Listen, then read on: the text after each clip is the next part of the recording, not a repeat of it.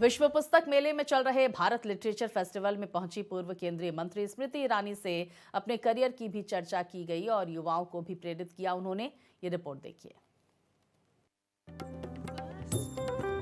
दिल्ली के भारत मंडपम में चल रहे विश्व पुस्तक मेले में भारत लिटरेचर फेस्टिवल का अलग ही आकर्षण है।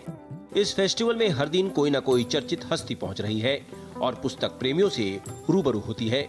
भारत लिटरेचर फेस्टिवल में पूर्व केंद्रीय मंत्री, लेखिका और जानी मानी अभिनेत्री स्मृति ईरानी भी पहुंची।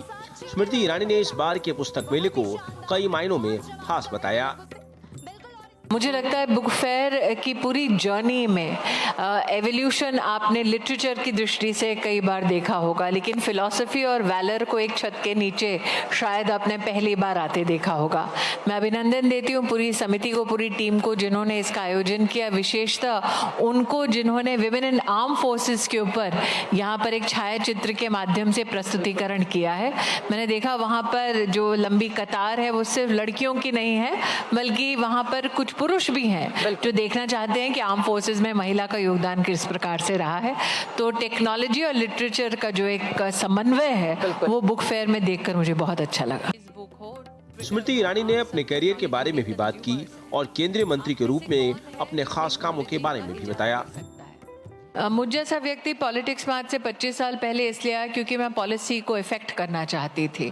पॉलिसी को इफेक्ट अगर आप मेरे वायुमंडल का हिस्सा हैं या मेरी पॉलिटिकल एस्टैब्लिशमेंट का हिस्सा हैं तो उसको इम्पैक्ट करने के लिए मात्र मंत्री होना या मात्र सांसद होना पर्याप्त नहीं है। एक कार्यकर्ता की दृष्टि से भी आप पॉलिसी को इम्पैक्ट करते हैं। तो अगर मैं अपने 10 साल के कार्यकाल को देखूं तो मुझे क्या क्या मौके मिले। शिक्षा नीति हमारे देश में जब मैं शिक्षा मंत्री बनी थी तब तक 30 साल से बनी नहीं थी और पहली बार ऐसा हुआ कि शिक्षा नीति को बनाने के लिए हम विलेज एजुकेशन काउंसिल्स तक गए। हर जिले के शिक्षा अधिकारी से संपर्क कर, हर पेरेंट टीचर ऑर्गेनाइजेशन के साथ, हर यूनिवर्सिटी के साथ, हर टीचर एसोसिएशन के साथ हमने काम किया। स्मृति ईरानी केंद्रीय मंत्री के रूप में बड़ी भूमिका निभाने के बाद अब फिर से अभिनय के क्षेत्र में उतरी हैं।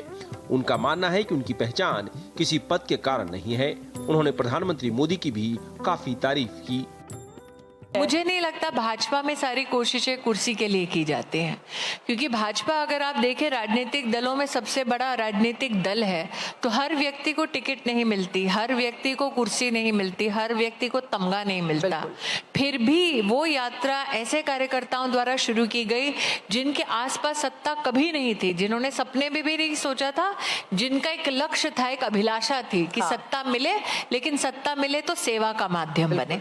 तो जिन लोगों ने कभी इस कल्पना को ही नहीं जिया है, उन लोगों के लिए शायद जो व्यक्ति प्रधानमंत्री के पद पे अब विराजमान है वो व्यक्ति ज्यादा महत्वपूर्ण है, क्योंकि वो देश की दिशा और दशा बदलने के काबिल है। भारत लिटरेचर फेस्टिवल में स्मृति ईरानी ने युवाओं को भी आगे बढ़ने के लिए प्रेरित किया।